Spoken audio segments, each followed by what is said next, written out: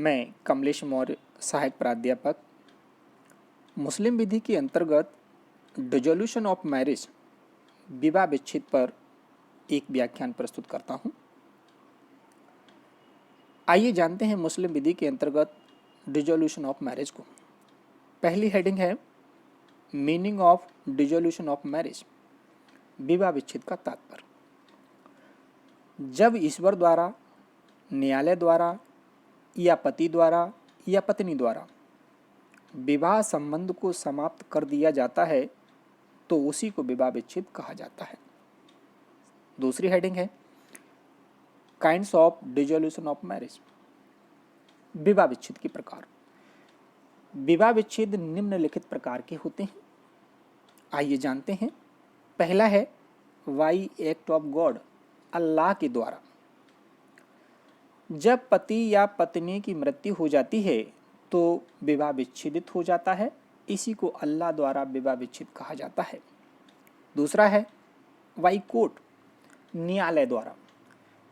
जब पत्नी की पहल पर न्यायालय मुस्लिम विवाह विच्छेद अधिनियम 1939 की धारा 2 के अंतर्गत विवाह को विच्छेदित कर देता है तो उसे न्यायालय द्वारा विवाह विच्छेद कहा जाता है। ध्यान देने की बात यह है कि यह अधिनियम केवल मुस्लिम पत्नी के लिए ही बनाया गया है, अर्थात इस अधिनियम के तहत विवाह विच्छेद की याचिका केवल मुस्लिम पत्नी को ही है, जरूरी है तो मुस्लिम पति को नहीं। इसका कारण यह है कि मुस्लिम पति के पास तलाक का पूर्ण अधिकार है, जबकि मुस्लिम पत्नी को विवाह विच्छेदित करने के लिए मुस्लिम विधि में जो खुला और मुबारत दो अधिकार दिए हुए हैं वे दोनों अत्यंत ही क्षीण हैं, कमजोर हैं, अर्थात इस विधि द्वारा विवाह विच्छेद करने के लिए पति की सहमति आवश्यक होती है। तीसरा है बाय हस्बैंड, पति द्वारा। मुस्लिम पति अपने विवाह को तलाक, इला या जिहाद के माध्यम से विच्छेदित कर सकता है। नेक्स्ट है बाय वाइफ, पत्नी द्वारा। मुस्लिम पत्नी खुला या मुबारत के माध्यम से विच्छेदित कर सकती है। अब नेक्स्ट पेज पे आप देखेंगे तलाक को। तलाक क्या होता है मुस्लिम विधि के अंतर्गत, आइए जानते हैं। पहली हेडिंग है मीनिंग ऑफ तलाक। तो मीनिंग ऑफ तलाक से पहले बतला देता हूं कि मुस्लिम विधि में तलाक पति द्वारा विवाह को विच्छेदित करने का एक तरीका है। इसे निम्नलिखित बिंदुओं के माध्यम से आसानी से जाना जा सकता है। पहली हेडिंग है मीनिंग ऑफ तलाक। तलाक अरबी शब्द है। तलाक का शाब्दिक अर्थ होता है रस्सी से बंधे को जानकर छोड़ देना या निर्मुक्त कर देना, किंतु इसके शाब्दिक अर्थ से कार्य नहीं चलता है, इसलिए इसका विधिक अर्थ लिया जाता है और इसका विधिक अर्थ होता है वैवाहिक संविदा को निरस्त कर देना। और इसके अंतर्गत एक हेडिंग है अप्रतिबंधित अधिकार या पूर्ण अधिकार या आत्यंतिक अधिकार, एब्सोल्यूट राइट। मुस्लिम पति का तलाक देने का अधिकार उसका अप्रतिबंधित, पूर्ण, असीमित, अनंत अधिकार है, अर्थात वह अपनी पत्नी को किसी भी अवस्था में बिना कोई कारण बताए किसी भी समय तलाक दे सकता है और इसके लिए देश की कोई भी अदालत उससे यह नहीं पूछ सकती कि उसने उससे अपनी पत्नी को तलाक क्यों दिया। नेक्स्ट हेडिंग है इसी में दुरुपयोग नहीं। मुस्लिम पति को तलाक का जो अप्रतिबंधित अधिकार दिया हुआ है तो उसे चाहिए कि वह उसका दुरुपयोग न करे, क्योंकि हजरत मोहम्मद साहब ने इसी संदर्भ में कहा है कि जितनी चीज़ों को हम कानून के रूप में मान्यता दे रहे हैं उसमें सबसे घृणित एवं निकटतम चीज तलाक है। यही नहीं, प्रसिद्ध मुस्लिम विधि शास्त्री अमीर अली ने अपनी पुस्तक मोमिनल लॉ में इस संदर्भ में लिखा है कि पत्नी को तलाक तभी दिया जाना चाहिए जब वह दुष्चरित्र हो जाए या अपने वचन या आचरण से पति को आहत करे। तो ये तो रहा मीनिंग। दूसरी हेडिंग में जानेंगे एसेंशियल कंडीशन ऑफ वैलिड तलाक, वैध तलाक की आवश्यक शर्तें। तो वैध तलाक की निम्नलिखित आवश्यक शर्तें होती हैं। पहली शर्त है कॉम्पिटेंसी यानी कि सक्षमता। वैध तलाक की प्रथम आवश्यक शर्त यह है कि इसे देते समय पति को सक्षम होना चाहिए, अर्थात इसे देते समय वह स्वस्थ मस्तिष्क का हो, वयस्क हो और मुस्लिम विधि द्वारा अधिकृत हो। जहां तक अधिकार का प्रश्न है, मुस्लिम पति को तलाक देने का पूर्ण अधिकार है। जहां तक वयस्कता का प्रश्न है, उसे कम से कम 15 वर्ष का होना चाहिए। जहां तक स्वस्थ मस्तिष्क का प्रश्न है, इस संदर्भ में नियम यह है कि तलाक देते समय पति की मानसिक स्थिति ऐसी होनी चाहिए कि वह तलाक के स्वभाव एवं प्रभाव को समझता हो। इतना ही नहीं, स्वस्थ अंतराल में दिया गया तलाक भी पूर्ण स्वस्थ मस्तिष्क वाले व्यक्ति के द्वारा दिए गए तलाक के बराबर माना जाता है और इससे भी वैवाहिक संबंध विखंडित हो जाती है। प्रसिद्ध मुस्लिम विधि शास्त्री अमीर अली ने इस संदर्भ में यह कहा है कि पत्नी की उम्र इतनी होनी चाहिए कि वह तलाक के वैवाहिक परिणाम को समझ सके, अर्थात वह इस बात को समझ रही है कि पति द्वारा उसे तलाक दे देने से उसका विवाह टूट जाएगा।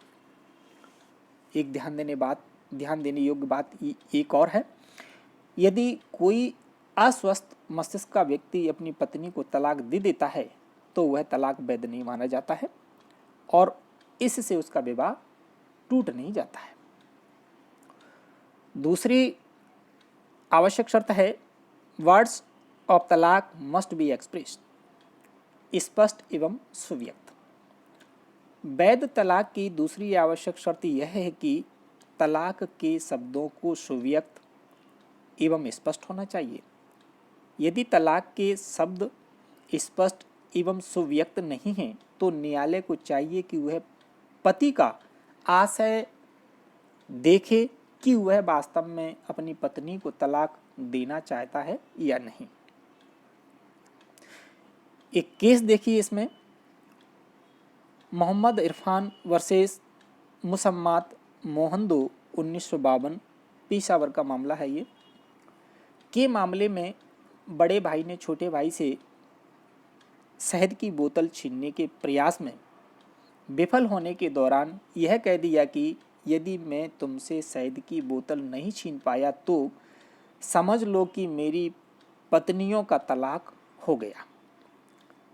न्यायालय ने यहाँ तलाक नहीं माना और यह कहा कि उसका विवाह अभी भी बना हुआ है, क्योंकि यहाँ पर तलाक के शब्द स्पष्ट एवं सुव्यक्त नहीं हैं और पति का आशय तलाक देने का नहीं था। तीसरी शर्त फ्री कंसेंट यानी कि स्वतंत्र सहमति। वैध तलाक की तीसरी आवश्यक शर्त यह है कि इसे देते समय पति की सहमति स्वतंत्र होनी चाहिए, अर्थात पत्नी या पत्नी की ओर से किसी अन्य व्यक्ति द्वारा तलाक लेने के लिए निम्नलिखित में से किसी भी चीज का प्रत्यक्ष या अप्रत्यक्ष रूप में प्रयोग नहीं किया जाना चाहिए। पहला है प्रपीड़न, दूसरा अक्षम्य कसर, तीसरा कपट, चौथा मिथ्या विदेशन और पांचवा भूल। यदि तलाक देते समय उपरोक्त में से किसी चीज का सहारा पत्नी या उसकी ओर से किसी व्यक्ति द्वारा लिया गया तो पति की सहमति तलाक के लिए स्वतंत्र नहीं मानी जाएगी और ऐसे में तलाक शून्य हो जाएगा और विवाह विच्छेदित नहीं होगा। इस प्रकार यह कहा जा सकता है कि यहाँ पर स्वतंत्र सहमति का अर्थ वही है जो भारतीय संविदा अधिनियम 1872 की धारा 14 में दिया गया है। किंतु ध्यान देने की बात यह है कि हनफी विधि में यदि तलाक स्वतंत्र सहमति से नहीं भी दिया गया है तो भी वह तलाक वैध माना जाता है। चौथी शर्त, फोर्थ शर्त है इफेक्टिव यानी कि प्रभावी। वैध तलाक की चौथी आवश्यक शर्त यह है कि तलाक उच्चारित किए जाने के समय से ही प्रभावी होता है, सूचना मिलने की तिथि से नहीं। पांचवी आवश्यक शर्त है फॉर्मेलिटीज, औपचारिकताएं। सुन्नी विधि में तलाक मौखिक, लिखित, पक्ष द्वारा या संदेश वाहक के द्वारा भी दिया जा सकता है। जहां तक गवाहों का प्रश्न है, सुन्नी विधि में तलाक की वैधता के लिए गवाहों की उपस्थिति आवश्यक नहीं है। शिया विधि में तलाक को मौखिक होना अनिवार्य है और इसके लिए 2 सक्षम गवाहों की भी उपस्थिति अनिवार्य है। 2 सक्षम गवाहों में 2 सक्षम मुसलमान या 1 सक्षम मुसलमान या 2 सक्षम मुस्लिम महिलाएं हो सकती हैं, किंतु ध्यान रहे 4 सक्षम मुस्लिम महिलाएं तलाक की गवाही नहीं कर सकती हैं। एक ध्यान देने योग्य बात यह है कि वैध तलाक के लिए यह भी आवश्यक है कि पति द्वारा पत्नी को तलाक दे रहा है उसे उचित तरीके से संबोधित करके तलाक दे। यह औपचारिकता शिया सुन्नी दोनों ही विधियों में लागू होती है। तलाक देने के लिए पत्नी का पति के समक्ष उपस्थित होना आवश्यक नहीं है, बल्कि जिस पत्नी को तलाक दिया जा रहा है उसे उचित तरीके से संबोधित किया जाना चाहिए। एंड लास्ट हेडिंग है कंक्लूजन यानी कि निष्कर्ष। और निष्कर्ष में विद्यार्थी पूरे विवाह विच्छेद को पढ़ने के पश्चात उसका सारांश, अपनी ओपिनियन, अपनी व्यू लिख सकते हैं। Thank you for watching. एक बार लाइक और सब्सक्राइब अवश्य करें। Thank you very much.